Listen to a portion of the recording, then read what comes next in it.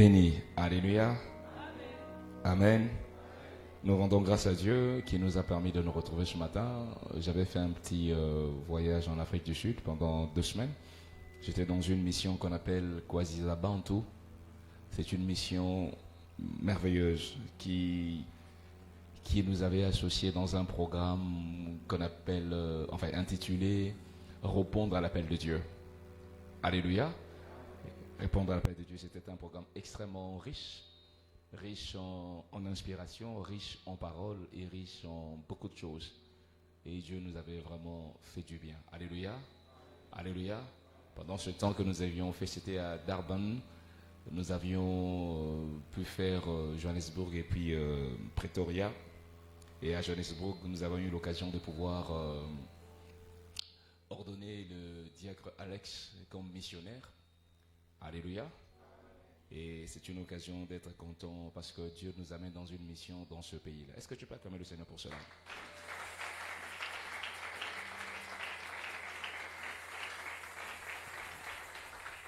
Amen.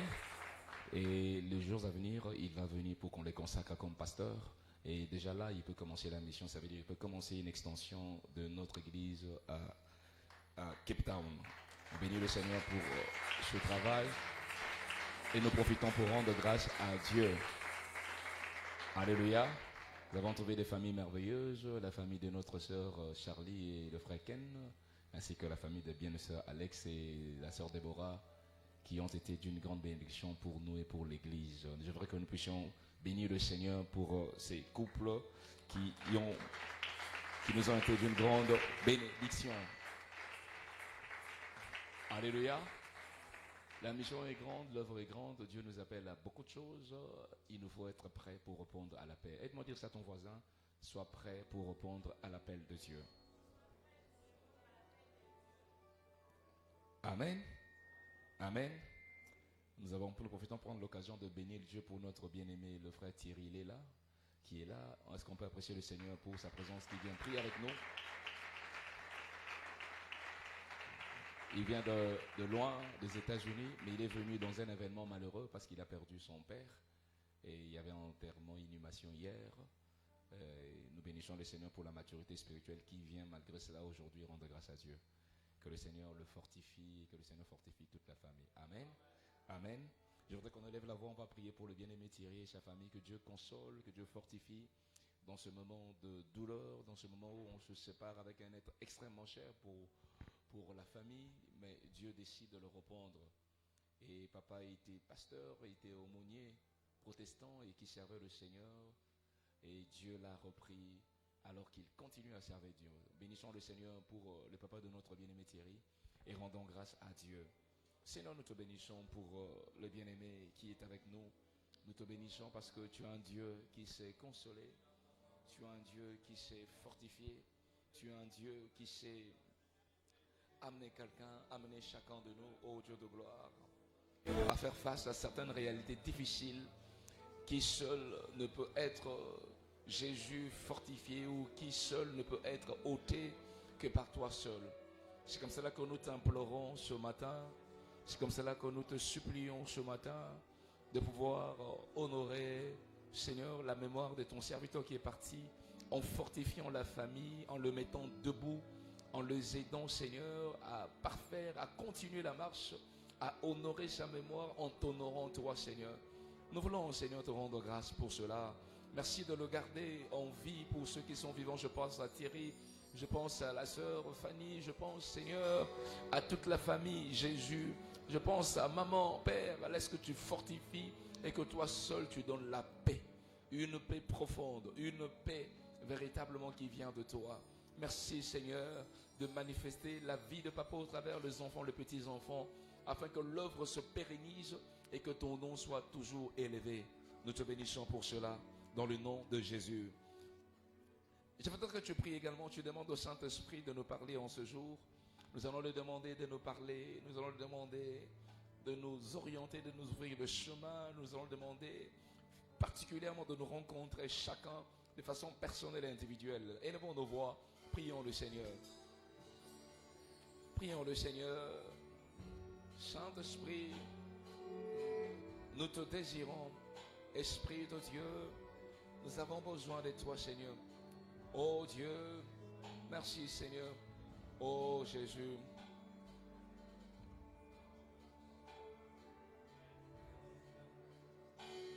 Adorable, tu es adorable. Adorable, tu es adorable. Adorable,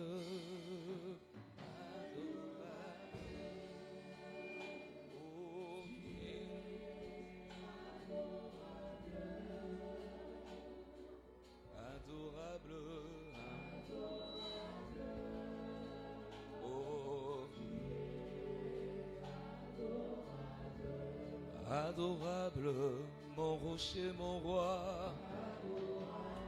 Seigneur adorable, sois élevé. Adorable, sois glorifié. Adorable, sois magnifié. Adorable, sois élevé en ce jour. Adorable, sois célébré. Adorable, sois glorifié. Adorable, sois adoré. Adorable, sois béni. Adorable, sois glorifié. Adorable, nous t'aimons, Seigneur. Nous t'aimons pour ta présence. Nous t'aimons. Tu sais nous fortifier. Tu sais nous donner la force. Tu sais nous aider à faire réellement ce qui est bon à tes yeux. Alléluia. Merci. Que ce temps soit pour toi, Seigneur, et que ce moment soit pour toi. Saint-Esprit, que ce moment soit pour ta gloire. Glorifie Jésus et fais-nous du bien ce matin. Dans le nom de Jésus, nous prions ainsi avec ton peuple et nous disons gloire et louange à toi, Seigneur Jésus. Amen. Est-ce qu'on peut acclamer le Seigneur notre Dieu?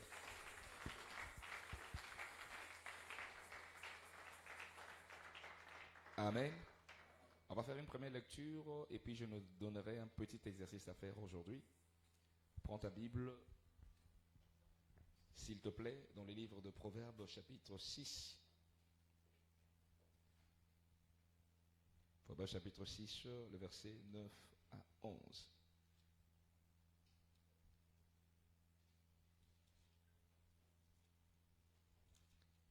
Pour l'économie du temps, je vais faire pour nous la lecture. Paresseux, jusqu'à quand seras-tu couché? Quand te leveras-tu de ton sommeil? Un peu de sommeil, un peu d'assoupissement, un peu croiser les mains pour dormir, et la pauvreté te surprendra comme un rôdeur, et la disette comme un homme en armes. Ça, c'est notre référence principale sur laquelle je reviendrai pour pouvoir nous expliquer. Amen. Amen. Apprécions la parole du Seigneur en acclamant notre Dieu pour cette parole qu'il nous accorde ce matin. Merci. On peut s'asseoir. On peut s'asseoir. Je voudrais que chacun prenne un bout de papier. Je vais faire un petit exercice à un stylo. Prends un bout de papier, un stylo. Si tu n'as pas un bout de papier, je vais demander qu'on prenne pour moi des bouts de papier. Protocole, viens nous aider. Si tu n'as pas un bout de papier, tu demandes, on te donne. Prends ce bout de papier. Et je voudrais que tu écrives dans ce bout de papier 5 priorités clés de ta vie. Tu n'as pas besoin d'écrire ton nom, juste, c'est pour toi ce papier-là, tu vas le garder pour toi. Mais fais un peu cet exercice pendant 1 minute.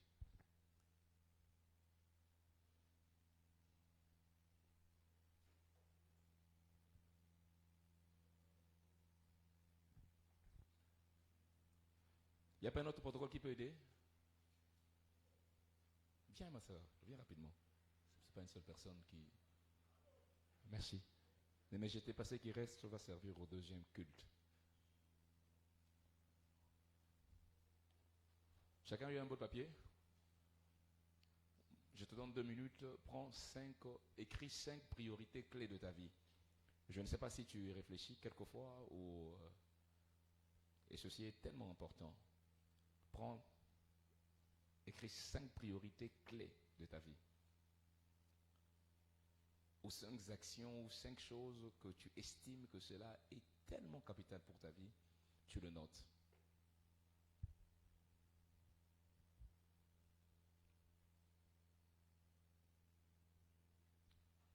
bon, je peux nous laisser 2 minutes, non? 1 minute.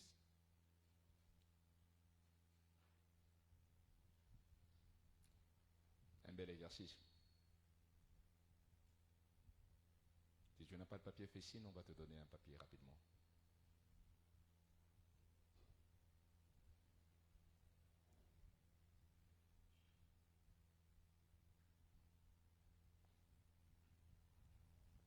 Cinq priorités clés. Je te laisse 1 minute.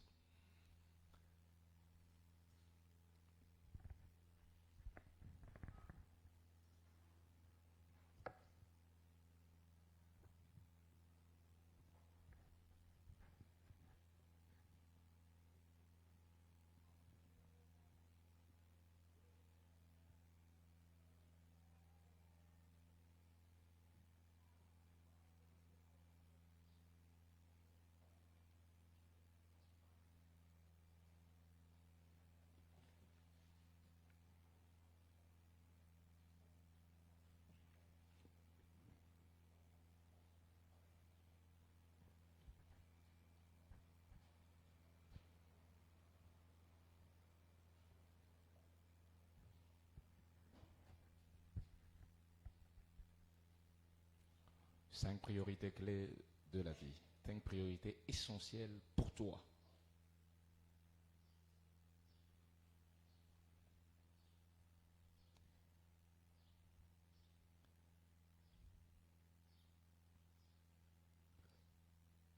« 30 secondes. Si quelqu'un cela dans sa vie régulièrement, ça ne sera pas très compliqué de pouvoir les noter.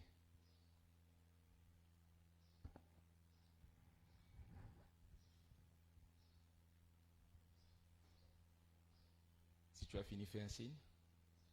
Ceux qui ont fini, faites un signe. Je me rends compte. Ok.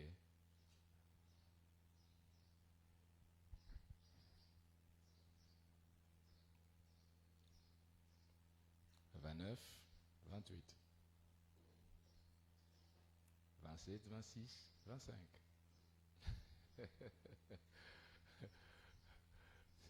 Ça me rappelle de bons moments à l'école. Là, ça chauffe.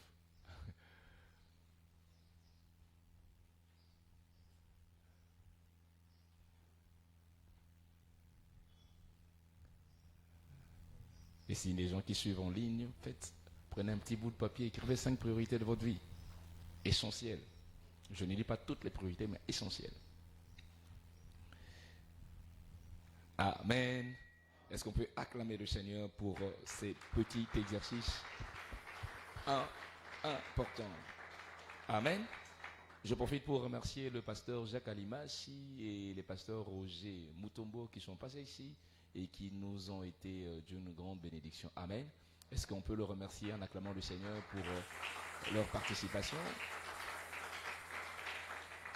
Et je profite pour remercier les bien-aimés serviteurs qui n'ont pas été, qui ont voyagé avec moi, qui sont restés à l'église, constants pour servir le Seigneur. Alléluia. Que Dieu vous bénisse ainsi que tous les fidèles. Amen. Et je remercie particulièrement Stéphanie, le pasteur Stéphanie, qui a assuré la couverture de l'église par l'orientation, l'administration. Que Dieu soit béni. Est-ce qu'on peut apprécier le Seigneur pour toutes ces personnes qui nous ont bénis? Que Dieu le bénisse abondamment. Amen. Alors, je suis dans la série d'enseignements où on parlait, le pasteur Roger a introduit dernièrement, on parlait des obstacles de la percée durable. Alléluia. Je crois que le pasteur a évoqué 2 points, essentiellement en parlant du pardon et des blessures intérieures qui peuvent être des épines dans la vie de personnes et les empêcher de bénéficier pleinement de la percée. Je ne veux pas revenir là-dessus et je vais continuer pour parler des obstacles. Vous savez, la volonté de Dieu, Éphésiens 1:3 l'exprime encore très bien en disant que Dieu nous a bénis de toutes sortes de bénédictions depuis le lieu céleste. Dieu a toujours désiré que son peuple soit heureux et que son peuple expérimente la percée de façon durable. Dans le livre de Psaume chapitre 92, lorsque tu vois le verset 13, où le Seigneur dit que mon serviteur montera, il se lèvera, il sera haut placé, il sera comme le palmier, comme le cèdre du Liban. Ça veut dire que Dieu désire absolument que son serviteur, son peuple atteigne une stature élevée. En d'autres termes, Dieu voudrait que dans chaque domaine de ta vie, que tu puisses expérimenter une percée continue. Quand on parle de la percée, ça veut dire qu'une position de confort, une position de bonheur et une position de bénédiction ou de prospérité dans différents domaines de la vie. Et c'est ce que Dieu a toujours désiré pour son peuple. Jérémie 29 nous l'exprime encore. Le projet que le Seigneur a formé pour nous, c'est des projets de quoi? De bonheur. Dieu n'a jamais voulu que son peuple soit malheureux. Dieu n'a jamais désiré que son peuple s'attriste. Dieu n'a jamais souhaité que son peuple pleure. Dieu n'a jamais voulu voir son peuple malade. Dieu ne se réjouit pas lorsque son peuple souffre. Dieu ne se réjouit pas lorsque son peuple perd une vie, perd une propriété, perd une appropriation. Dieu ne se réjouit pas lorsqu'il voit son peuple, mon ami, se lamenter, passer de temps douloureux. Ça n'a jamais été le souhait de Dieu. Pour preuve, lorsque Dieu créa l'homme, avant qu'il le créa, bien-aimé dans le Seigneur, Dieu mit tout à la disposition de l'homme. Vous le lisez autant que moi dans Genèse chapitre 1er. Dieu mit tout à la disposition de l'homme, de manière à ce que l'homme qui se créait soit véritablement dans une terre fertile, dans une terre féconde, dans une terre où il n'y a rien qui lui manque. Et c'est ça la volonté de Dieu, c'est ça le désir profond de Dieu. Et lorsque Dieu bénit l'homme, lorsque Dieu place l'homme, non pas seulement il le place, mais il le crée à son image, à sa ressemblance. Pourquoi? Parce que Dieu voulait que le reflet de sa gloire se manifeste au travers l'homme qu'il se fait. Alléluia. Cet homme avait la splendeur, cet homme avait l'autorité de tout, cet homme avait la domination, cet homme avait tout. Et Dieu lui avait tout donné. Pourquoi? Parce que c'était ça le désir profond du Seigneur. Donne-moi un glorieux Amen. Donne-moi un glorieux Amen. Et lorsque tu dis dans Genèse chapitre 1, tu descends plutôt vers 28, Dieu, qu'est-ce qu'il dit à l'homme? Dieu le bénit. Il dit, soyez féconds, multipliez-vous, remplissez la terre, assujettissez-la, dominez sur tout. Ça veut dire que Dieu lui donne quelque chose de merveilleux. J'aime bien ouvrir une parenthèse, je vais la fermer rapidement ici.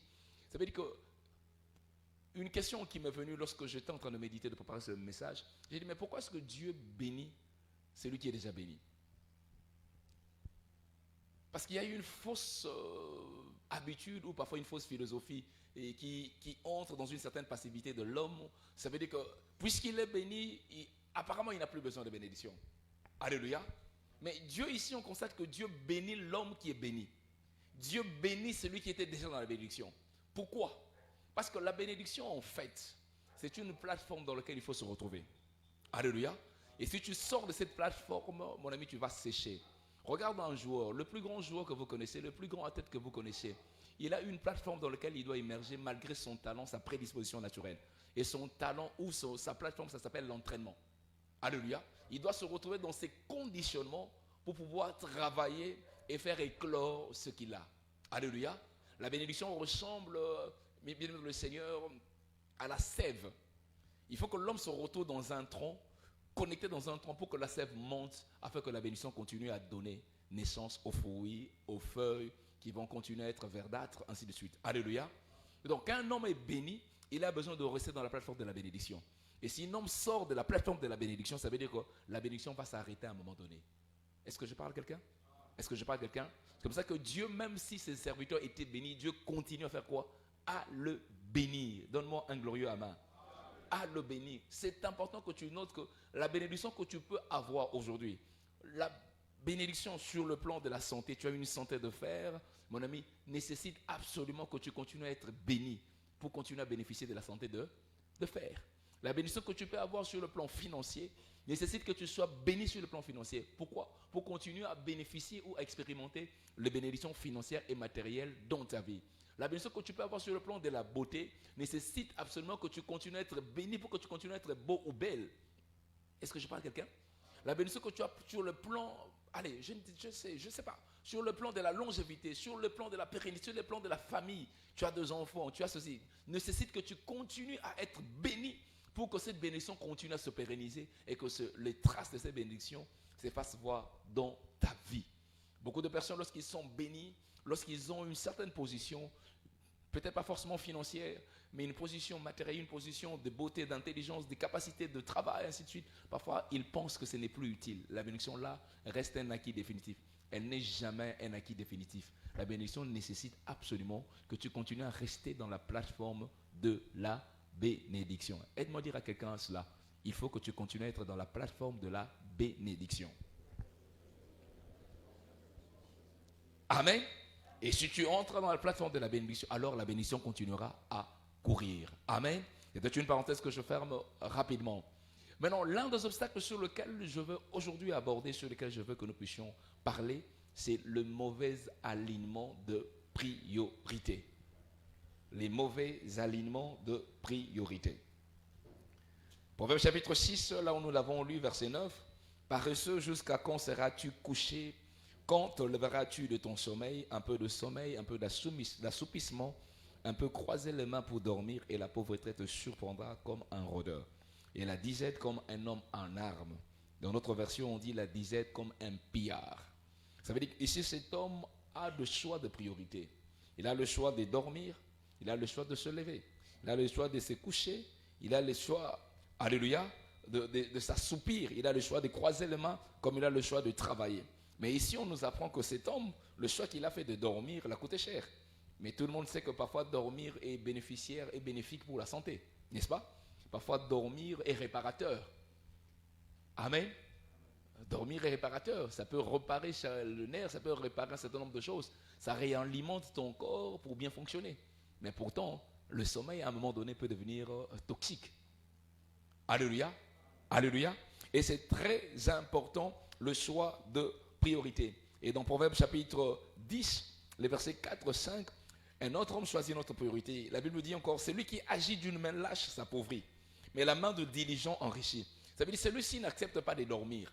Cet homme ici accepte de travailler. Mais dans le travail, il y a deux types de travail. Il y a ceux qui font un travail avec une main lâche, mais il y a ceux qui font un travail avec une main diligente. Ça veut dire quoi? La diligence, c'est cette capacité de disposition qui amène quelqu'un à travailler sans relâcher, à travailler jusqu'à voir des résultats escomptés, à travailler aujourd'hui, à travailler demain, à travailler tout le temps possible pour pouvoir émerger et atteindre un certain niveau. Mais le travail du lâche, ça veut dire quoi? Il travaille, il peut à un moment donné abandonner, laisser, oublier ce qu'il doit faire, ou passer à autre chose, ne pas rester concentré, focus sur ce qu'il est en train de faire. Alléluia. Une forme de priorité également, cette personne a ici, et il le fait. Le lâche, qu'est-ce qu'il fait? Ou la main lâche s'appauvrit, mais le diligent enrichit. Amen. Et Proverbe chapitre 13, le verset 4 nous parle encore de quelqu'un. La main du paresseux a de désirs qu'il ne peut satisfaire. Ça veut dire l'âme du paresseux, pardon. Ça veut dire le paresseux, il a de désirs. On voit beaucoup de gens qui ont des grands désirs. Mais il ne travaille pas. Moi, je serai. Il ne travaille pas. Moi, je fais. Il ne fout rien. C'est seulement moi, je. Des grands désirs, des grandes ambitions, des grands rêves, de grands projets, mais qui ne se réalisent pas du tout. Mais on dit, mais l'âme des hommes diligents sera rassasiée. Et l'homme diligent, je l'ai expliqué tout à l'heure, c'est celui qui ne relâche pas, qui continue à bosser, qui continue à travailler, qui continue à s'impliquer dans ce qu'il fait pour qu'il puisse obtenir de résultats. Alléluia. Alléluia. Alléluia. Plusieurs personnes, vous allez voir, on donne à quelqu'un $1000. Quelqu'un qui est chômeur à la maison, une soeur, un frère, on lui fait un cadeau d'$1000. Mais quelqu'un, il prend ses $1000. Nous l'avons vu plusieurs fois. Il prend les $1000, il met ça dans un téléphone. Il va acheter iPhone. Il va acheter, je ne sais pas moi, quel est le dernier cri du téléphone? iPhone.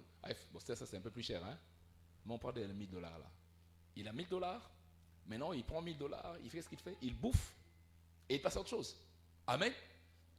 Ça finit ces $1000. Il croise les bras, il regarde. Quelqu'un d'autre, il prend $500. Il met dans une fête. Quelqu'un prend $4000. Il travaille durement. Il bosse sérieusement. Il veut se marier. Il prend $6000. Il met dans une fête. Il s'endette même davantage. Et puis après, il rentre à la maison. Il commence à payer la dette pendant 2 ans, 3 ans. L'alignement de priorité. Je ne suis en train de condamner personne. on explique et on va se rendre compte que l'alignement des priorités reste fondamental dans la vie du personne. Alléluia. Alléluia. Aide-moi à demander à ton voisin, c'est quoi les 2 grandes priorités premières pour toi?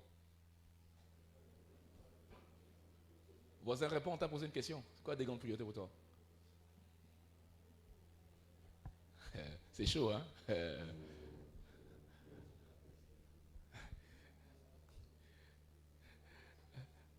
Alléluia. Amen.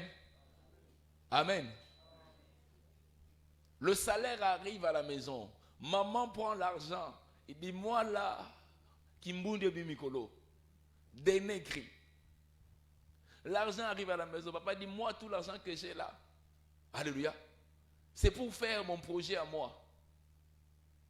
C'est pour acheter un véhicule dernière marque. On trouvera d'autres pour payer les frais académiques des enfants. Priorité. Priorité. Et la Bible nous montre un nombre de personnes données qui ont méprisé la gestion de priorité.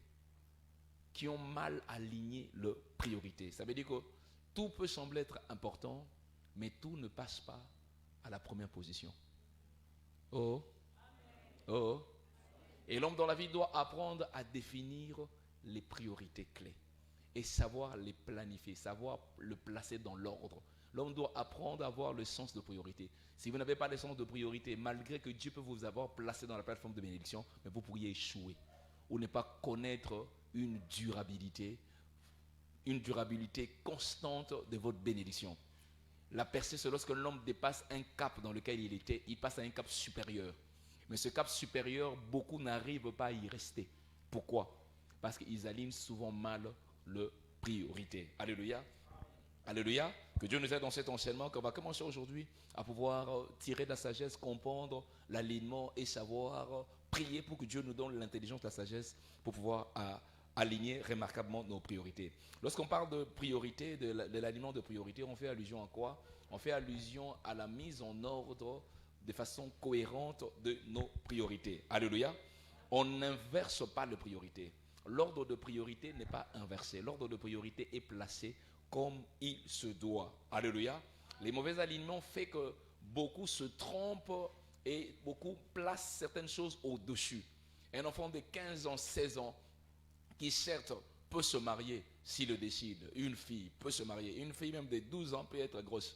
Alléluia. Mais lui, sa priorité, c'est se marier à 16 ans. Combien de gens, on leur a donné la possibilité d'étudier? Mais pour eux, la priorité, c'était de déranger.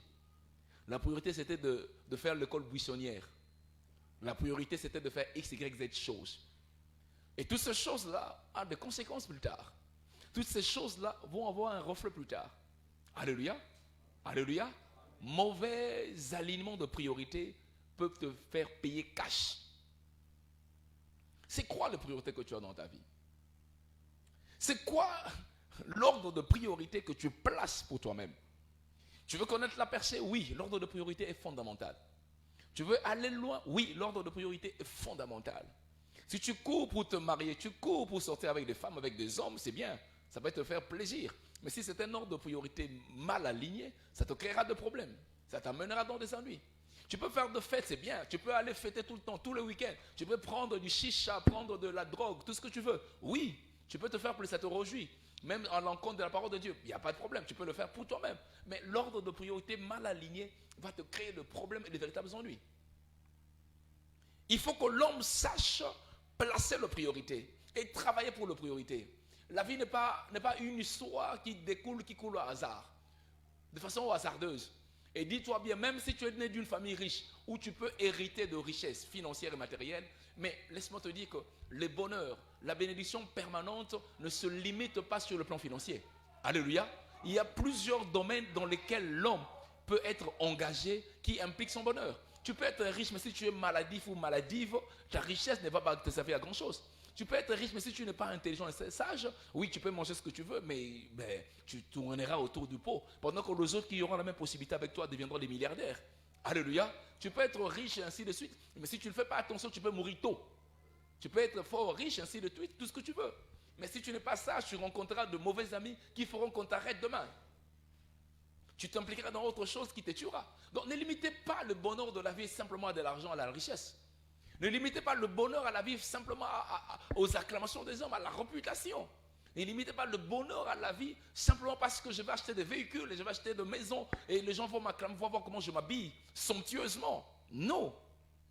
Et si un homme se limite dans ces conditions-là, c'est comme ça que beaucoup vont toucher des fétiches pour paraître, pour qu'on les acclame, pour qu'ils aient des richesses. Mais c'est une grosse erreur. Alléluia. Alléluia. Mon ami, l'ordre de priorité doit être bien agencé. Alléluia. Alléluia. Si un homme ne sait pas bien placer les priorités dans un ordre convenable, mon ami, il aura du mal à vivre pleinement la percée et la percée durable. Tu peux connaître la percée, mais cette percée ne peut pas durer, ne peut pas se pérenniser avec le temps. Cette percée-là connaîtra à un moment donné une chute vertigineuse. Alléluia. Alléluia. Dans plusieurs versions, 1 Samuel chapitre 16, on nous parle par exemple de Saoul. Saoul rencontre David. David fait tomber Goliath. Les gens acclament David, chantent pour David. Saoul est pris de jalousie. Au lieu de se concentrer sur la gestion de son pays, Saoul commence à se concentrer simplement à la vengeance. Même pas à la vengeance, à la haine, à la jalousie. Il veut éliminer David. Mais pourtant, David n'avait rien fait. Il place toute sa priorité, sa concentration pour traquer un homme et le tuer. Au point que ce n'est pas seulement l'armée qu'il envoie pour traquer David. Lui-même, Saoul, est là, en tête de compagnie, en tête de bataillon. Il modifie ses priorités par rapport à une circonstance. Beaucoup aussi sont comme ça. Une circonstance arrive, il modifie totalement les priorités. Il laisse tomber ce qui est valeureux pour lui. Il laisse tomber ce qui est essentiel pour lui, pour se concentrer sur quelque chose qui va passer. Et Saoul se concentre dans ce genre de choses. Et il tue. Il y a des moments, il a tué 85 sacrificateurs. Il a tué femmes, hommes, enfants. Parce que simplement David était passé par là. Et pris de jalousie, le choix de l'Éternel, le choisi de Dieu, devient un meurtrier. Simplement parce qu'il a mal agencé ses priorités. Je profite pour dire à quelqu'un qui a été blessé par un autre. Je profite pour dire à quelqu'un qui a été choqué par un comportement de quelqu'un. Mon ami, n'utilise pas cette arme, n'utilise pas cette histoire-là pour modifier tes priorités. Est-ce que je parle à quelqu'un? N'utilise pas cette arme-là, n'utilise pas cette histoire-là pour modifier tes priorités. Certaines choses arrivent dans nos vies pour nous faire grandir. Certaines choses arrivent dans la vie pour nous équiper. Ce n'est pas pour nous modifier dans les priorités. Et n'oublie pas, certaines choses aussi arrivent dans la vie parce que Dieu, le diable veut te distraire, veut te sortir du champ des priorités. Si j'étais Saoul, alors que Dieu a dit que mon trône s'arrêtait, j'allais me concentrer à chercher la face de Dieu, implorer sa grâce. Oui ou non? Mais Saoul s'est concentré à autre chose. Est-ce que je parle à un homme? Est-ce que je parle à quelqu'un? Le choix de priorité reste fondamental. Fondamental. Et si un homme ne choisit pas bien la priorité, mon ami, il peut faire que la percée que tu connais se fragilise. Si tu n'avais pas de véhicule, l'argent que tu as là, tu pouvais le fructifier. L'argent que tu as pouvait servir à autre chose. Tu pouvais l'épargner encore, réfléchir bien sur ce que tu as à faire. Et puisque tu as le véhicule, tu es censé dépenser. Et si tu as la malchance que le véhicule écrase quelqu'un, tu entres dans une série d'histoires. Alléluia. Payer, indemniser, suivre, réparer, ainsi de suite. Mauvais alignement de priorité peut fragiliser ta percée. Peut fragiliser ta façon de faire. Mauvais alignement de priorité peut détruire. Dieu demande à Saoul d'aller détruire Amalécite, de les passer tous en interdit. Saoul, vas-y, il y va. Qu'est-ce qu'il fait? Il décime tout le monde. Mais il garde le roi, il garde les butins, il garde les meilleurs bœufs, le meilleur bétail. Il a mal choisi la priorité. Il a cru bien faire. Mais ceci lui a coûté très cher. Est-ce que je parle à quelqu'un? Est-ce que je parle à quelqu'un? Ceci lui a coûté très cher. Ça lui a coûté sa royauté. Mauvais alignement de priorité est dangereux. Alléluia. Amen. Lorsque la priorité n'est pas bien choisie, bien ordonnée, bien priorisée, qu'est-ce qui arrive encore? Ce que, mon ami, on peut perdre la percée. Tu avais une percée et tu la perds. Combien de serviteurs de Dieu ont fait des mauvais choix dans le mariage? Et l'appel qu'ils avaient est entré dans un tel trouble, dans une zone de trouble, mon ami, dont il est difficile qu'ils puissent en sortir. Combien de personnes avec de projets merveilleux, avec un avenir glorieux, ont vu leur vie s'effondrer parce qu'ils ont couru vite vers la femme étrangère sans écouter Dieu. Et leur priorité est devenue un cauchemar. Je dois quand même me marier. Oui, tu dois te marier, mais tu dois te marier pas à n'importe quel prix, pas à n'importe quel moment, pas avec n'importe quelle personne. Est-ce que je parle à quelqu'un? Et le mauvais choix a coûté cher. Si tu choisis mal tes priorités, mon ami, tu peux perdre la percée. Si tu choisis mal les priorités, tu peux même te dérouter des bonnes priorités. Les mauvais aliments de priorité peuvent te dérouter. Je parlais tout à l'heure de Saoul, comment il poursuivait David pour le tuer. Ça l'a dérouté. Il a choisi une priorité qui n'en était pas une priorité. Il a choisi une conséquence qui n'en était pas une. Et la fin a été tragique. Saoul est mort beaucoup plus tôt prévu. Dieu n'avait pas prévu forcément de le tuer. Mais quand lui commençait à tuer le peuple de Dieu, commençait à mettre fin à la vie des élus de l'Éternel, ça a amené la colère de Dieu. Et Saoul est mort beaucoup plus tôt. Si tu choisis mal la priorité, ta vie peut se fondrer. Malheureusement, laisse-moi te le dire, il y a des gens qui perdent la vie parce qu'ils ont mal choisi les priorités. Regarde autour de toi des personnes. J'ai déjà raconté ça à un grand frère qui ne rêvait que étudier, qui ne rêvait que vivre ailleurs au Canada. Et finalement, la chance lui sourit. Je ne dis pas Dieu, la chance lui sourit. Il partit au Canada dont il rêvait. Mais moins de 2 ans, il fait un accident et il meurt. Mauvais choix de priorité. Mauvais choix de priorité. Si tu choisis mal de priorité, ça peut coûter parfois extrêmement cher. Alléluia. Les mauvais choix de priorité peuvent attirer la colère de Dieu dans certains cas. Dans certains cas, ça peut attirer la colère de Dieu. Il faut faire attention quand on choisit ses priorités. Parce que la colère de Dieu peut s'enflammer contre toutes les personnes qui choisissent mal leurs priorités. Amen. Voici comment moi je perçois l'ordre de priorité. Et voici comment je t'oriente à sélectionner l'ordre de priorité. Les scientifiques présentent l'ordre de priorité comme tel. Ils mettent d'abord le bien-être de l'homme en première position. Alléluia. Et le bien-être de l'homme, ils mettent quoi? C'est la santé physique, la santé mentale. C'est ce que les scientifiques prévoient. Ils prévoient en deuxième lieu les relations. Les relations avec plusieurs personnes, les amis, la famille, certains partenaires, certains collègues du travail. Alléluia. En deuxième priorité. Et en troisième priorité, ils planifient quoi? Les scientifiques parlent simplement de la carrière. De la carrière et de la profession. Ça veut dire comment quelqu'un se développe dans la vie, c'est la priorité. Il doit se concentrer sur sa carrière, c'est ça la priorité. Et en quatrième lieu, ils font allusion aux finances, la stabilité financière, pour ne pas tomber dans l'insécurité financière. Ça, c'est le scientifique tel qu'il présente les grandes priorités de l'homme de façon générale. Ce qui n'est pas mauvais. Et en cinquième lieu, il parle du développement personnel et professionnel. Et développement personnel, c'est quoi? Quelqu'un peut avoir un talent, il travaille pour développer ce talent. Il travaille pour développer le niveau professionnel. Et les scientifiques présentent l'ordre de priorité de cette manière-là. Alléluia. Alléluia. Ce qui n'est pas mauvais en soi. Mais je pense seulement qu'il faut bien aligner les choses de façon les plus remarquables qui soient, afin que cela intègre même ce que les scientifiques ont placé. Alléluia. Et voici comment est-ce que moi je pense qu'il faut que tu places ton ordre de priorité. Premier ordre de priorité, c'est la communion permanente avec Dieu. La communion permanente avec Dieu. Si un homme n'a pas la communion permanente avec Dieu, peu importe ton talent, peu importe la santé qu'il a aujourd'hui, peu importe les choses qu'il peut faire,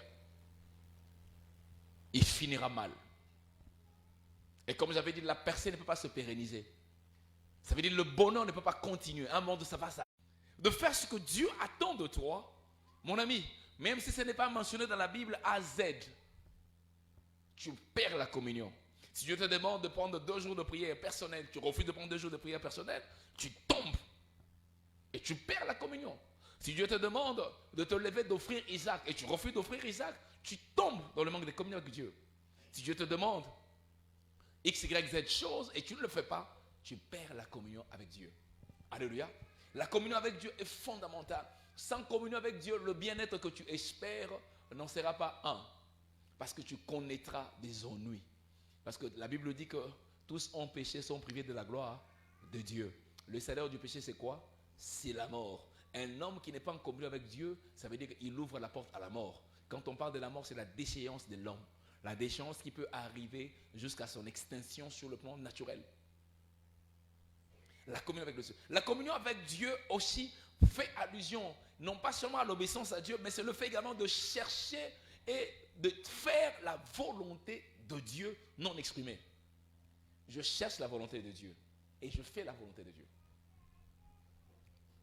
Bien aimé, c'est une grave erreur de vivre dans la vie sans se mettre dans une position de chercher la volonté de Dieu.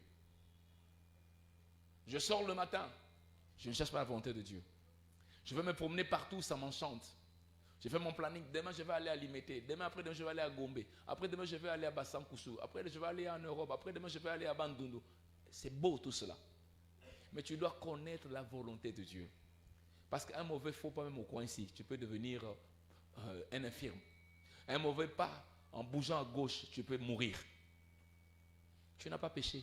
Tu n'as apparemment rien fait. Mais tu vas sur un chemin qui n'est pas bon, tu meurs. Est-ce que je parle à quelqu'un?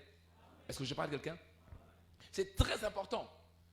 Alors quand je dis je suis en communion avec Dieu, Dieu doit me remplir de la connaissance de sa volonté. Colossiens chapitre 2 l'évoque. Colossiens 1 l'évoque également. La connaissance de la volonté de Dieu.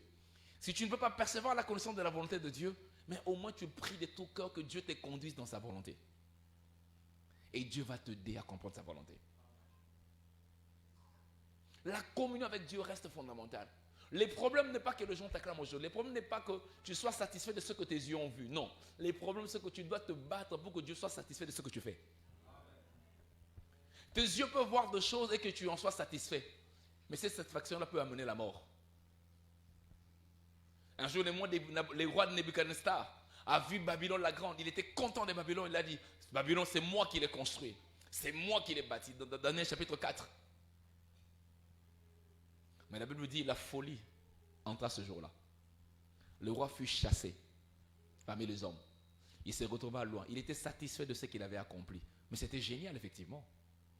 Mais Dieu n'était pas d'accord avec cela. Est-ce que je parle à quelqu'un? Chercher la volonté de Dieu. Connaître la volonté de Dieu. Faire la volonté de Dieu. Je veux me marier. Quelle est la volonté de Dieu? Je veux travailler. Quelle est la volonté de Dieu?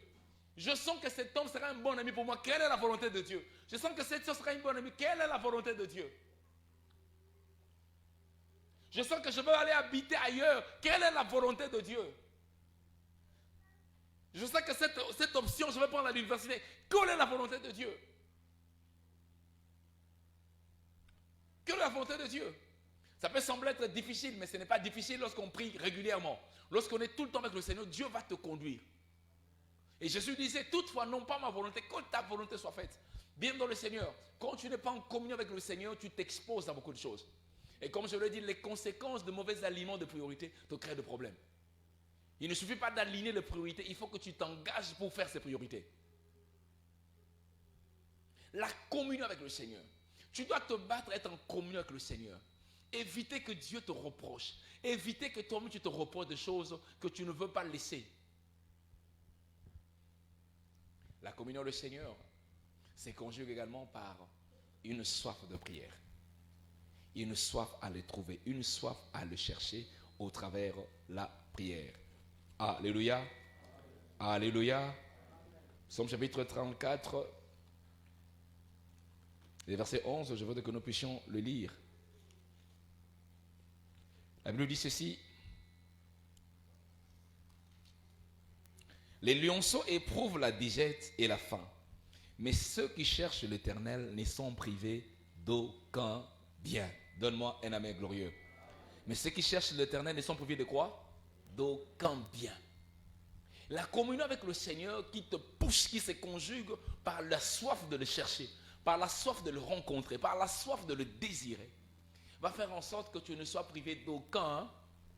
Aucun. Quand on parle d'aucun, aucun. Aucun bien. Même si tes yeux ne semblent ne pas voir aujourd'hui, connaître ce que Dieu a voulu faire ou ce que Dieu veut faire demain, mon ami, tu vas être privé d'aucun bien. C'est comme ça que la prière est un véritable médicament. Parce que ça va te permettre de rencontrer la volonté de Dieu. Ça va te permettre de comprendre ce que Dieu veut. Ça te permettra d'avoir la paix et de ne pas être privé d'un bien quelconque. La communion avec le Seigneur, ça reste une priorité fondamentale. Mon ami, ne te fous pas de la communion avec Dieu. Ne te réveille pas le matin, tu te fous de la communion avec le Seigneur. Ne te réveille pas le matin, ça ne te dit rien la communion avec Dieu. Tu marches comme tu veux. Tu fais comme tu veux. Non. La communion avec le Seigneur reste fondamentale et reste une priorité de taille. Reste une priorité véritable. Est-ce que je parle à un homme? Est-ce que je parle à une femme? La communion avec le Seigneur se conjugue, j'ai dit, par 3 points. Premier point, obéir à Dieu. Deuxième point, chercher et faire la volonté de Dieu. Alléluia. La volonté de Dieu exprimée ou pas. Exprimer, la Bible montre la volonté de Dieu.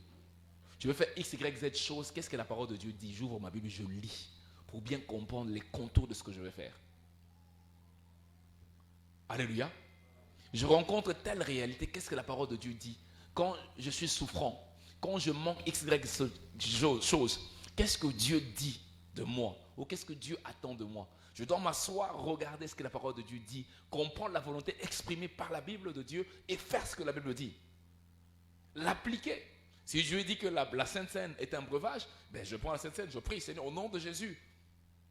Je voudrais que tu me bénisses, je voudrais que la guérison, je prie. La Bible le dit.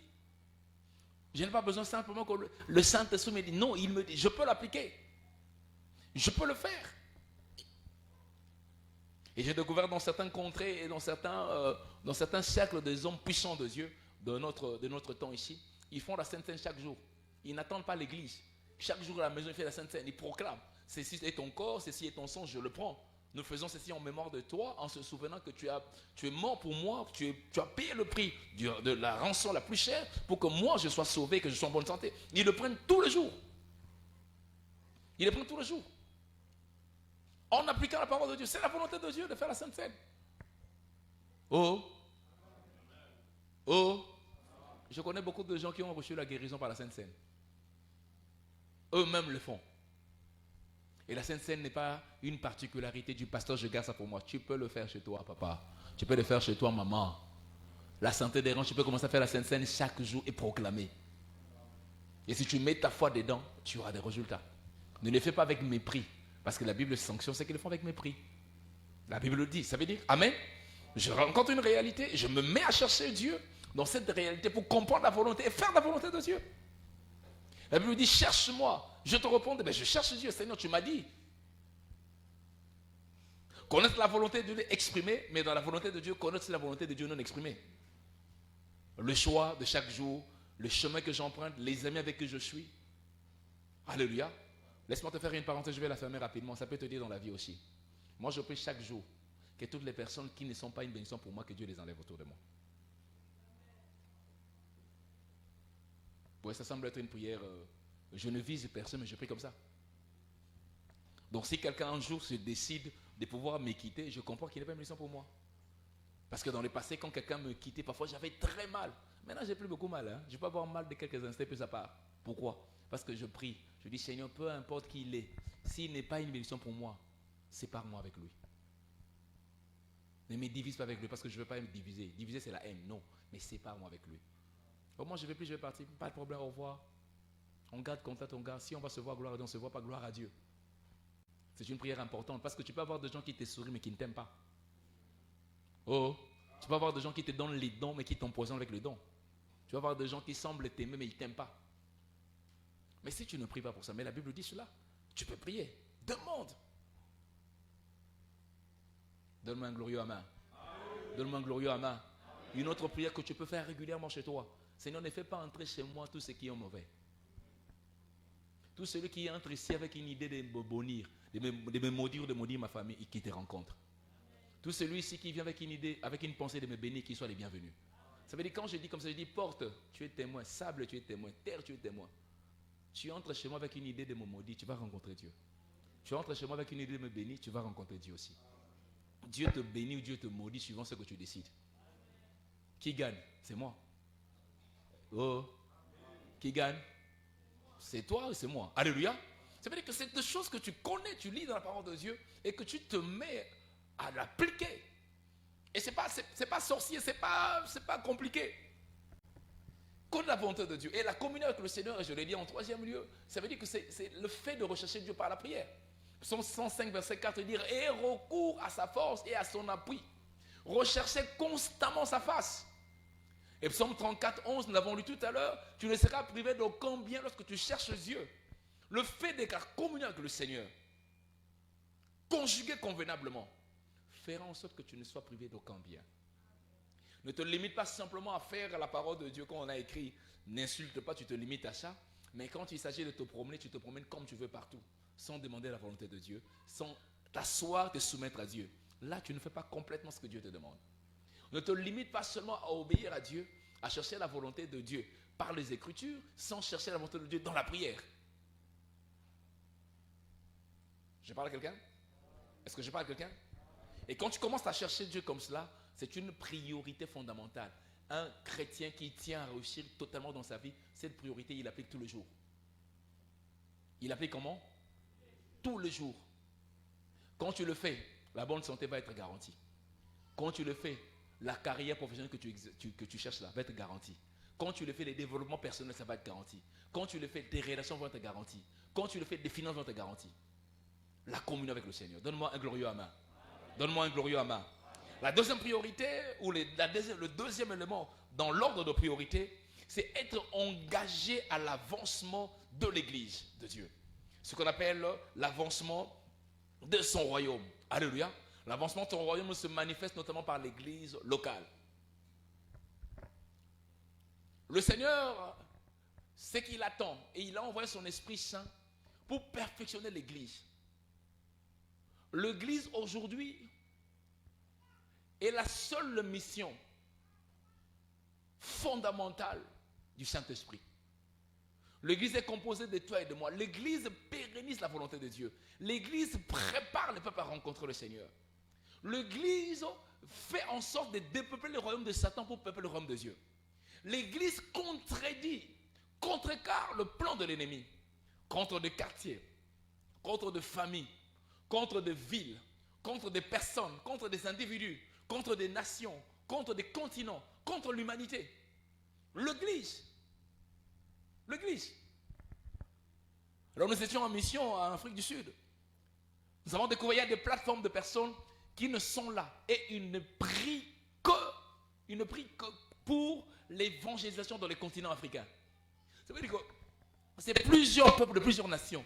Ils ont des plateformes dans lesquelles ils ne sont que concentrés à prier pour l'évangélisation. Il y a des gens qui sont concentrés à prier pour la paix en Congo, à prier pour que l'évangile quitte le Congo, aille ailleurs, qui ne sont pas dans notre pays. Vous n'avez pas une idée de ce que l'Église est. L'Église est une véritable force. Donne-moi une amen bien. Et c'est une priorité absolue du chrétien. Le chrétien ne joue pas avec l'Église, ne joue pas avec l'avancement de l'œuvre de Dieu, ne le prend pas comme quelque chose d'inutile. L'Église fait face à beaucoup de choses. L'Église est une couverture spirituelle. L'Église est un lieu de sécurité et de protection. L'Église est un lieu d'équipement et un lieu de préparation à la mission et un lieu de déclenchement des missions. Et comme je le disais avec notre bien-aimé Alex, alléluia, et l'Église est une entité extrêmement sérieuse. Donne-moi un glorieux amen. Donne-moi un glorieux amen. Deutéronome chapitre 10, verset 12, le Seigneur dit ceci, qu'est-ce que j'attends encore de vous, Israël? Qu'est-ce que l'Éternel attend encore de toi, Israël? C'est que tu l'aimes de tout ton cœur et que tu le serves de tout ton cœur. Et dans Matthieu chapitre 6, verset 33, Dieu nous rappelle, préoccupez-vous d'abord du royaume et de la justice de Dieu. Et tout le reste, Dieu lui-même place la priorité. tout le reste, vous sera donné par surcroît. Si l'avancement de l'église n'est pas une priorité pour toi, ça veut dire en ordre de priorité, tu as mal choisi. En ordre de priorité, tu fais fausse route. Et attention, ce n'est pas pour te faire peur, je l'ai dit tout à l'heure, les mauvais aliments de priorité peuvent fragiliser ta percée. Fragiliser ta percée. Quelqu'un qui était toujours en bonne santé, à un moment donné, ça périclite. La bonne santé disparaît. La bonne santé n'est plus de mise. La personne devient virevoltante, tantôt hôpital, tantôt ceci, cela. Les mauvais aliments de priorité peuvent te faire perdre la percée. Tu étais tout le temps béni financièrement, tout le temps glorieux, tout le temps beau, belle, tout le temps ceci, cela. Mais à un moment donné, tu ne comprends pas. Tu perds la route. Qu'est-ce qui m'est arrivé? Oui, quand on a dit mal de priorité, tu peux perdre. Alléluia. Alléluia. Et les mauvais aliments de priorité peuvent même attirer la colère de Dieu. Et c'est extraordinaire, c'est extrêmement important. Et j'insiste, la première priorité d'un enfant de Dieu, c'est la communion avec Dieu. Ne joue pas avec ça. Indiscutable. Indiscutable. La communion avec Dieu. Tu dois chercher la communion. Te battre bec-ongle, matin, soir, midi. Tu dois chercher la communion en tout temps, de façon permanente. Et la deuxième priorité pour le chrétien, dans l'ordre de priorité, c'est l'avancement du royaume de Dieu. Donne-moi un glorieux amen. Donne-moi un glorieux amen. Comment je fais pour avancer le royaume de Dieu? Comment je fais pour avancer l'église? On dit que c'est une priorité, oui. Mais comment je veux faire pour que l'église avance? Comment je veux faire pour que l'église croisse? Comment je veux faire pour que le projet que Dieu a formé sur l'homme au travers de son œuvre puisse s'accomplir? La première des choses que tu te faut faire, c'est témoigner de Jésus. Témoigner de Jésus avec ferveur.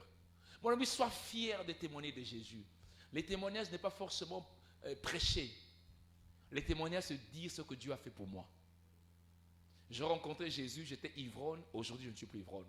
Je rencontrais Jésus, j'étais impudique. Aujourd'hui, Dieu m'a donné l'autorité sur l'impudicité. Je rencontrais Jésus, la musique mondaine, je ne pouvais pas m'en passer. Dieu m'a garanti. Je rencontrais Jésus, j'étais malade, comme moi je le dis souvent.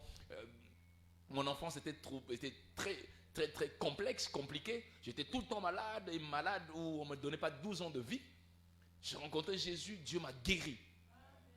Je rencontrais Jésus, Dieu m'a fait ceci, m'a fait cela. Bien, mais chacun de nous a un témoignage. Mais nous prenons nos témoignages, nous nous asseyons dessus. Et si je témoigne une fois, ça me suffit. Mon ami, ton témoignage, c'est ton témoignage. Tu peux en parler toute la vie. Donne-moi une main bien. Tu peux en parler toute la vie. Regarde ce que Jésus dit à cette femme qui avait jeté de l'albâtre sur ce pied. Il dit, partout où l'évangile sera prêché, on parlera de cette femme. Vous savez, le témoignage de cette femme est resté. Dieu t'a guéri. Tu as honte. Tu dis, et ça a kala. Il y a kala. Mais ce qu'il y a kala, mon koufat. Mais batangote, osa vivant parce qu'il y a kala, on est simbaka. Donc, osa conséquence, il y a makamusalama kala. Fais ça, amène bien. Osa conséquence, makamusalama nini? Kala. Makamusalami kala, obiki, et bando tombolayo, tire l'ozo vivre. Ce qui y a kala disparaît qui, mais yo koufa. Donc, quand on sonité makamokala, bien aimé, ça témoignage na tatolango. Oh, fais ça, amène bien, t'es.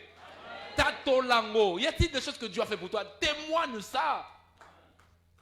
Va chez des païens, parle de Jésus. Va chez des gens faibles, parle de Jésus. Va chez des gens que tu ne connais pas, parle de Jésus. Cette femme-là, la Samaritaine qui avait plusieurs hommes, Jésus lui parle, il va lui raconter aux gens. Il ne regarde même plus sa honte. Il dit, j'ai rencontré quelqu'un qui m'a dit toute ma vie. Il t'a dit quoi? Il m'a posé la question, si j'avais quel mari. Pendant que je doutais, il m'a dit que le mari que tu as, ça veut dire, sa honte là, il dit, malgré ma honte là, je vais quand même dire ce que Dieu m'a dit. Mais toi, parfois, au biki, c'est comme ma honte était, au bombi. Alléluia. Alléluia. Aide-moi à dire à ton voisin, je suis à Sony, Tatolanza, mais ça va s'aller. Ozo glorifier sonité, ozo glorifier Nzambe, ou addiction à Sony. Donne-moi un amen bien. Bien aimé, témoigne Jésus. Sois fier de témoigner. Toutes les occasions que Dieu te donne, témoigne. La Bible dit que l'occasion soit favorable ou pas. Parle de Jésus. Alléluia. Un homme qui témoigne Jésus, il ne sait peut-être pas pour quel but. Mais quand tu témoignes Jésus, certains éléments que tu peux atteindre, premièrement, tu peux relever le faible. Tu peux fortifier le faible.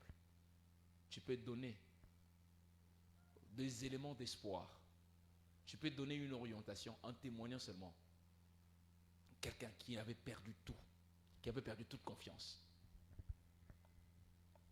En témoignant de Jésus, tu peux ramener celui qui était perdu à Jésus. Quelqu'un qui n'a jamais rencontré Jésus. Quand il entend ce que Jésus fait pour toi, il dit, je vais suivre ces cieux-là. En témoignant Jésus, ça va t'aider à établir quelqu'un dans le royaume des cieux. En témoignant Jésus, ça permet de dépeupler le royaume de Satan pour peupler le royaume de Dieu. En témoignant Jésus, c'est ce qui nous permet de faire des nations de disciples. Rassurez-vous, si nous n'avions pas de témoignages ici, beaucoup de gens ne seront plus là, à l'église. Nous t'en sortir. Si beaucoup d'entre nous, s'ils n'avaient jamais vu la main de Dieu depuis 10 ans, 15 ans, ils auraient abandonné Jésus. Oui ou non? Oui ou non? Aide-moi à demander à ton voisin, dis, sois un peu sincère. Nzamba saloma ovanda pour ndimaka nzambete. Nzamba salolo nini ovanda avoir mpanza masala. Vérifie non aye. Pourquoi tu es vraiment à l'église? Est-ce que parce que même s'il fait semblant, mon ami, quelqu'un qui a du vraiment qu'il est venu aujourd'hui, il est à l'église parce que Dieu a fait. Alléluia. Alléluia. Mon ami, Dieu est bon. Alléluia. Et moi j'ai vu maman Ado en train de rouler carrosse là. Maman Ado.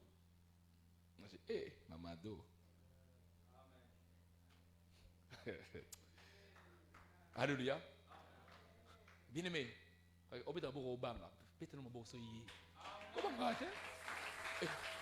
ça témoigner Jésus. Je glorifie Jésus. Que tu le veux ou non, je glorifie Jésus. Je n'ai pas honte de Jésus. Témoigner Jésus. Maman Ado a perdu la tête. Inconsciente, méconnaissable. Perdu le sens de la lucidité. Vous savez ce que ça veut dire? La folie. Vous savez ce que ça veut dire? C'est pire que ce que tu peux imaginer. Mais quand demain, une personne qui était diagnostiquée dans cet état-là, lui-même roule en voiture, c'est ce que ça veut dire. Il roule, elle part. Elle roule, elle part. Elle roule, elle part. Elle ne cogne pas.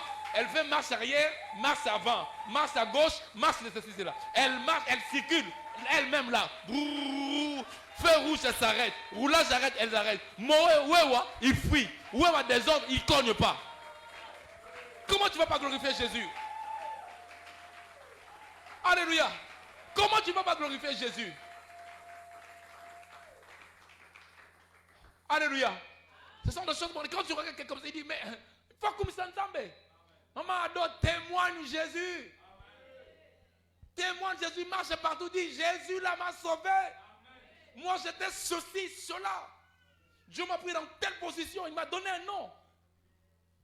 Et chacun de nous ici a un témoignage. Mon ami, regarde, n'aie pas peur de ton présent ici.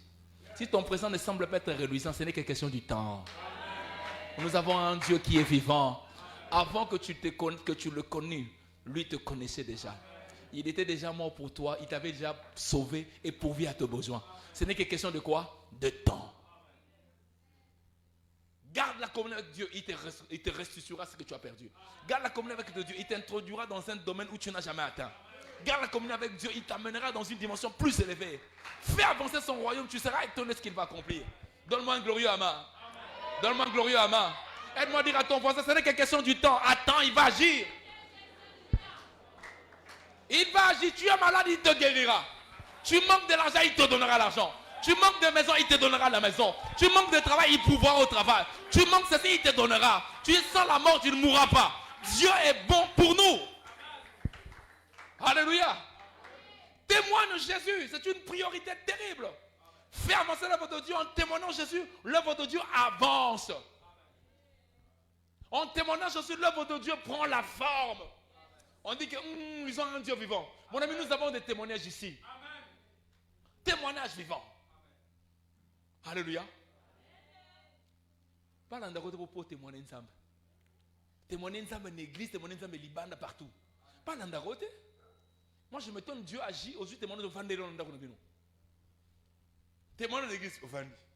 Témoignage au Vandi. Au Vandi le témoignage. Mais ce Vandi le témoignage, Dieu est jaloux. Et sa gloire, il veut sa gloire. Donne-moi un amen bien.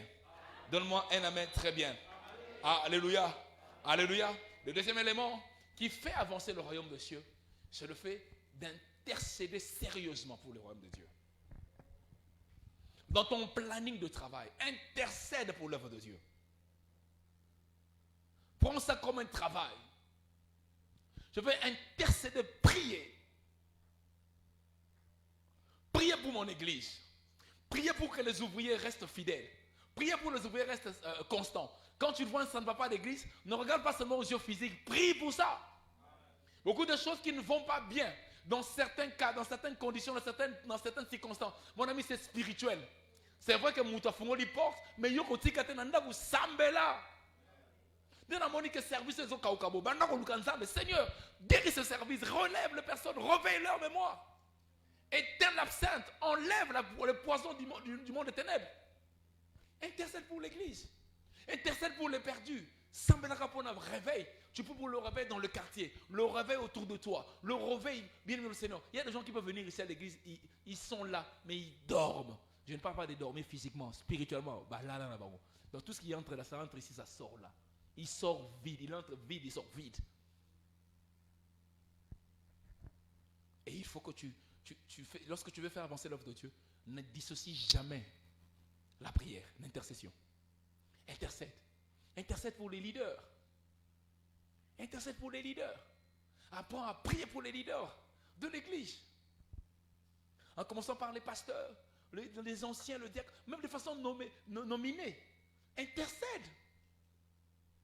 Ne te fous pas de cela, t'alioter, chambela. Ces leaders prient aussi pour toi. Prie pour eux. Parce que le diable s'attaque au berger. Le diable s'attaque à la tête. D'abord. Parce que la tête est une couverture. La tête est un défenseur. La tête est une sécurité. Parce que si la sécurité t'atteint, la tête est atteinte aussi facilement. Alléluia. Tu viens ici, tu as un problème, on prie pour toi, tu es guéri. Parfois, peut-être que tu étais venu, la dimension spirituelle dans laquelle tu étais était plus faible. Maintenant, la communion fraternelle, les bénédictions de la tête font que des choses s'ouvrent pour toi. Alléluia. La prière de ton responsable. J'ai toujours témoigné, il y a une soeur ici, Rosie, qui était venue avec les mbas aussi. On a dit qu'on va prier. Après les cultes, on est resté. Elle est venue comme ça 2 semaines mbassou. Moi, j'ai un Dieu. Il vient 2 semaines, on l'amène ici. On l'a comme ça là. Comme ça, on la porte quasiment par son frère. On l'amène à l'église ici. On finit la prière, c'était un vendredi. On finit la prière. On avait une réunion des serviteurs. J'ai dit, restez là. Et j'ai dit, bon, viens. J'ai dit, c'est qui sont responsables? Oh, X, viens. C'est qui? Et puis j'ai appelé quelques diacres. Allez, priez pour elle. Elle doit sortir ici guérie. Moi, je n'ai pas prié pour elle. Moi, je ne l'avais pas touché. Je ne l'avais pas touché. Les responsables étaient là. Bassimbié, le diacre, je crois que 2 diacres, et puis l'ancienne. Ils ont prié pour la sœur. Bien sûr, les frères aussi, les autres frères étaient là aussi, priaient aussi de loin. Alléluia. La sœur qui était sortie portée là, elle est sortie en train de marcher. En train de marcher. Ici à l'église, en train de marcher, elle est sortie en train de marcher. Et le dimanche, elle est venue en talons. Elle était en train de chanter en talons. On a venu à saler, c'est fait. Quel plaisir. Est-ce qu'on peut acclamer notre Jésus là? Alléluia. Maintenant, si tu as l'occasion de prier pour ces responsables, est-ce que tu as péché? Alléluia. Il y a des autres qui peuvent avoir besoin de cette grâce-là. Mais il faut prier pour eux. Pas faire moiter. Dieu va détourner. Saviez-vous que les responsables sont traqués par le monde des ténèbres aussi? Pourquoi ça va? Pour Sambongo, gloire, orgueil, Bassimi Bali, ainsi de suite. Il faut prier pour eux. Amen. Lorsque tu intercèdes pour le responsable, alors Dieu est content et fier de toi. Et tu fais avancer le royaume de cieux. Alléluia. N'oublie jamais, les victoires que nous avons, que nous recevons sur le plan physique est d'abord spirituel. Et la prière est une opportunité de remporter des victoires sur le plan spirituel. Amen. Amen. Et la troisième chose, lorsque tu veux faire avancer l'œuvre de Dieu, c'est d'apporter ta contribution financière et matérielle. Ce n'est pas un péché. Et tu portes une contribution substantielle. N'apporte pas les miettes, tu dis ça va faire avancer l'œuvre de Dieu. Non, cela ne concorde pas à ce que ça représente sur le plan monétaire ou la valeur faciale. Non, c'est sur le plan de ce que ça te coûte toi. Si quelqu'un gagne $10, il donne $5, c'est beaucoup. Si quelqu'un gagne 5 000 francs, il donne 1 000 francs, c'est beaucoup. Ce n'est pas de la blague. Alléluia. Ce n'est pas ça ce que nous disons. Nous ne te disons pas des montants. Mais c'est toi qui sais ce que ça vaut. Pour l'amour de ton Dieu. Pour l'amour de Dieu. Chaque fois que Dieu te bénit, prélève pour l'église. Prélève pour des serviteurs. Pense à l'église. Pense à l'église. Apportez à la maison du Seigneur les dons, les dîmes, les libérés des offrandes, pour qu'il ne manque de rien. Pense à l'église. Ne te réjouis pas de ce que tu as seulement, et que ça ne compte que pour toi et ta famille. Pense à l'église, bénis l'église, apporte des offrandes convenables. Soutiens l'œuvre de Dieu. Soutiens toute œuvre que tu estimes c'est important. Et ne donne pas de miettes, mon ami. Si tu gagnes 10 000 $, tu donnes à l'église $200, $500, c'est très beau. C'est beau pour nous, mais c'est rien pour ce que tu gagnes. Et pour Dieu, tu n'es pas correct. Pour Dieu, tu n'es pas correct. Tu gagnes $1 million, tu donnes à l'église $1 000, 2 000, c'est beaucoup pour nous. Mais pour le Seigneur, c'est une goutte d'eau dans le fleuve. C'est que tu es égoïste. N'oublie pas, Dieu a dit qu'il lui doit être le premier en tout. Même la dîme, la notion de la dîme, c'est placer Dieu en première position. Alléluia. Alléluia. Dernièrement, j'ai reçu une révélation merveilleuse. Lorsque quelqu'un reçoit l'argent en priorité, la première dépense qu'il doit faire, c'est pour Dieu. Avant d'engager n'importe quelle dépense, mon ami, c'est d'abord pour Dieu. Tu gagnes $100, tu as $100, tu prends d'abord. Je ne paye pas d'abord les loyers. D'abord Dieu. Je prends mes $10, j'enlève, je mets de côté. Je dis ça là, c'est consacré, c'est sacré, c'est à Dieu. Là, tu places Dieu en première posture, en première position. Qu'il soit ton défenseur et qu'il soit ton pourvoyeur. Ce n'est pas que tu as $100, tu dépenses tout, il reste 85 $. Ah, on a que $10. Non. Aide-moi à dire à ton voisin, priorité, prémisse, Dieu. Alléluia. Fais avancer le royaume de Dieu d'après ce que Dieu te bénit. Librement. Fais avancer le royaume de Dieu. Quelque chose ne va pas à l'église, achète. Quelque chose que tu peux pourvoir. Tu peux nous apporter un soutien intellectuel, apporte des soutiens intellectuels. Tu peux nous apporter ton expertise en électricité, en industrie, en groupe électrogène, apporte. Ça veut dire, fais avancer l'œuvre de Dieu suivant les moyens que Dieu a mis à ta disposition. Dieu t'a béni pour que l'œuvre de Dieu soit également bénie. Elle m'a dit à ton voisin, tu es une provision constituée par Dieu pour son œuvre. Et quand tu feras ces choses, tu connaîtras une véritable avancée. Mon ami, tu ne peux jamais t'occuper du Seigneur et rester pareil. Tu ne peux jamais faire avancer le royaume de Dieu en gagnant les âmes, en intercédant et rester pareil. Et toutes ces choses sont importantes pour que le royaume de Dieu soit avancé. Que Dieu bénisse sa parole.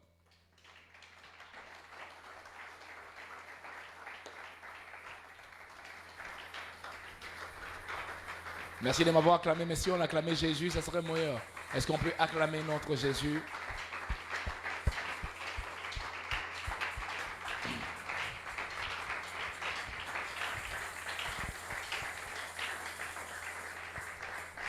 Nous allons prier le Seigneur. Tu as vu les priorités que tu as. Je n'ai pas fini. J'aurais ajouté trois autres priorités la semaine prochaine et qui va beaucoup te bénir. Parce que si tu alignes mal tes priorités, tu peux te rassurer que la pérennité de ce que tu as comme percée ne peut pas être garantie. On va prier le Seigneur. Demande à Dieu de nous aider, de t'aider à savoir aligner correctement les priorités. Et nous allons voir, prions le Seigneur. Non pas seulement que Dieu t'aide à aligner les priorités comme il faut, mais que Dieu te donne la force de travailler pour accomplir. Que Dieu te donne la force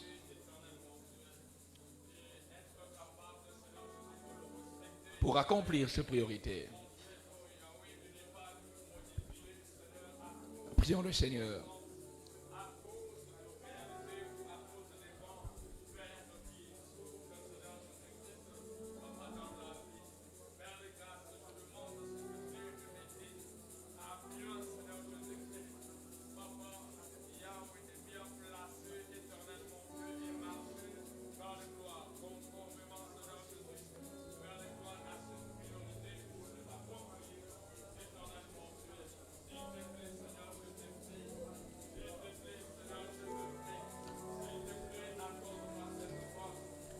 Mon ami, prie, prie, prie, prie.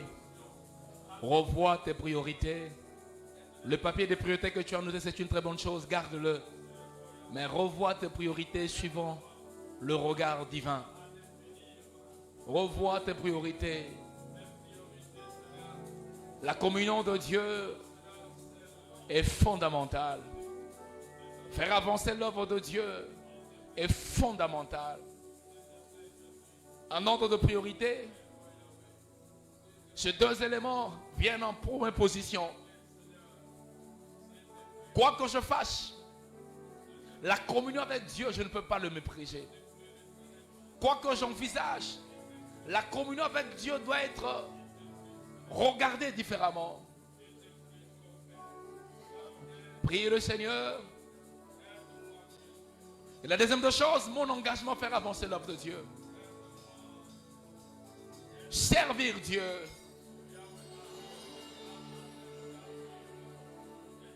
Servir Dieu. Servir Dieu. Témoigner de Jésus. Participer à sauver les perdus.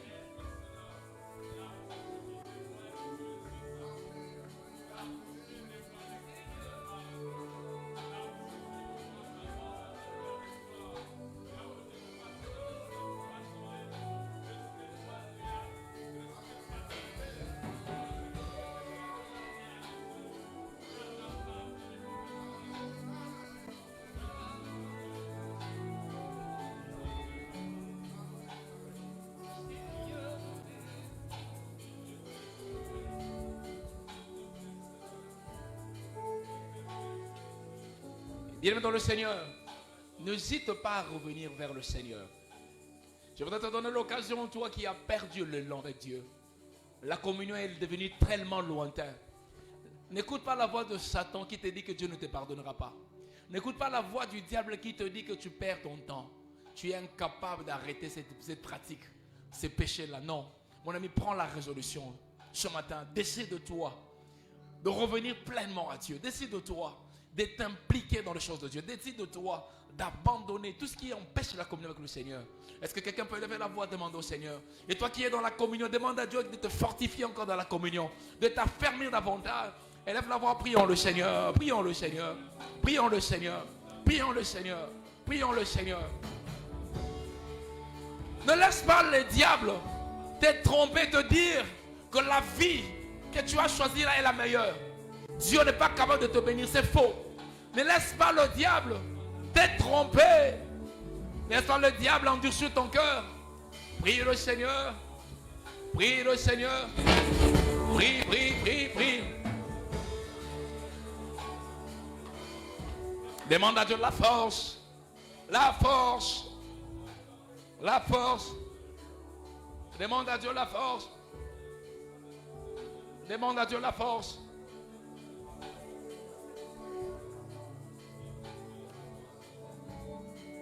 Merci Seigneur.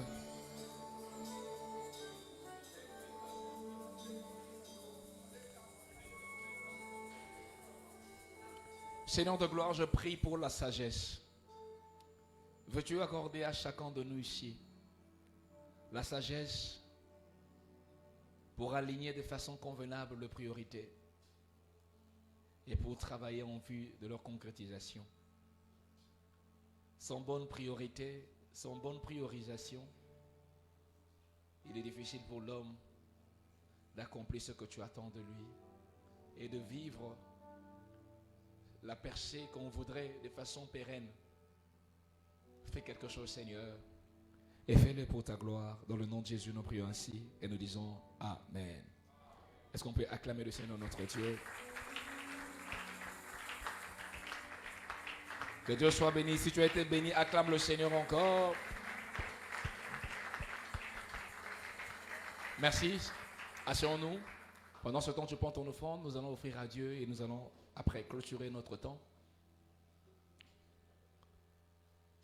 En passant, je voudrais rappeler ou donner un communiqué. Le vendredi 21 mars, nous aurons une veillée avec tous les ouvriers. Si tu es ouvrier, ce vendredi 21 mars, donc le vendredi qui arrive ici, on aura la veillée. On a culte. On a culte et après le culte, on reste pour la veillée. Amen. Amen. Donc venons et Dieu ne va pas manquer de nous bénir. Tu es ouvrier, chaque invitation, si tu es mature, tu comprends que c'est un devoir pour toi. Et un devoir, on l'honore, on le respecte. Alléluia. Alléluia. Et Dieu ne manquera pas de te bénir. Je rappelle également qu'en début du mois d'avril, nous commençons la formation pour la préparation au ministère. Et si tu ne t'étais pas enregistré, il est important de le faire. Quand nous lançons la formation, nous n'allons pas forcément répondre des personnes. La formation, elle est différente de la formation école du disciple, qui est très importante également, mais c'est une formation à un certain niveau. Alléluia. Donc je recommande tous ceux qui ressentent l'appel absolument de vous inscrire à cette formation et Dieu va vous bénir. Alléluia. Alléluia. La formation sera à 2 niveaux. Il y aura une formation qui sera en ligne tous les mardis et puis une formation qui sera en présentiel tous les samedis après le programme de maman, après le programme de femmes. Amen. 10h à 11h30. Et ça sera très important pour nous. Et ça ne sera pas très ouvert. On est en train de travailler sur une plateforme qui va être restreinte, où on donnera des accès à des personnes précises. Donc tout le monde n'aura pas accès à cela. Même quand je dis en ligne, ça ne sera pas Internet que tout le monde a accès. Non, ça sera une plateforme fermée. Amen. Amen. Donc je nous invite, toi qui ressens un appel, peut-être que tu ignores le type d'appel, ce n'est pas les problèmes, mais si tu ressens un appel, ça veut dire que tu te sens appelé à œuvrer sérieusement pour l'avancement du royaume de Dieu, à œuvrer sérieusement pour l'œuvre de Dieu, tu es invité à cette formation. Mardi, ça sera tous les mardis de 20h30 à 21h30 et ça sera tout le samedi de 10h à 11h30. Amen. Et ça va se partager par module. Ça veut dire qu'on a 3 semaines de programme. Après 3 semaines, on a 5 semaines qui suivent de travail pratique à la maison. Chacun le fait. On reprend 3 semaines et on le fera comme ça en 6 séances. Amen. Et ça va être comme cela. Donc, tu auras de l'espace, et ceci va beaucoup t'aider à grandir sérieusement et ça sera une bénédiction pour toi. Nous ferons appel également à certains hommes de Dieu qui viendront nous bénir et nous participer avec nous dans ces formations-là. Amen. Que Dieu soit béni. À la fin de ce programme, si tu es chantre, j'aimerais te voir, chantre et l'équipe de protocole, tous les chantres et les équipes de protocole. Après le programme, ici, j'aimerais vous voir. Voilà nos quelques communiqués. Est-ce qu'on peut acclamer le Seigneur pour cela? Nous allons donner à notre Dieu ce que nous avons prévu. Seigneur Dieu, nous bénissons les offrandes et nous voulons que tu bénisses chacun de ton peuple et que tu nous aides à vivre réellement ta bénédiction au travers de ces offrandes. Fais avancer ton œuvre, travaille dans nos cœurs pour que nous puissions t'aimer davantage et te servir mieux qu'hier. Pour ta gloire et en ton nom, nous avons ainsi prié. Nous disons Amen. Amen. Venons donner à Dieu ce que nous avons prévu. Protocole, merci de nous aider et que Dieu nous bénisse.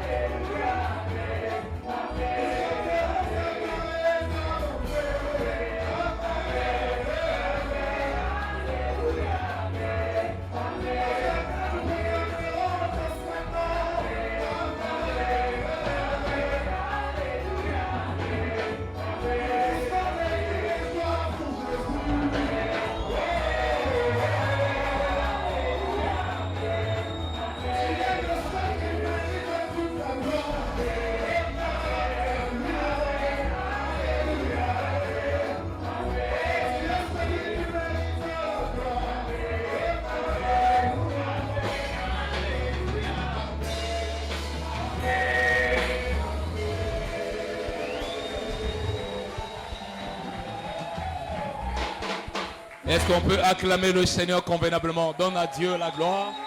Acclame le Seigneur notre Dieu. Il est bon. Amen. Partageons le bonheur en disant oui.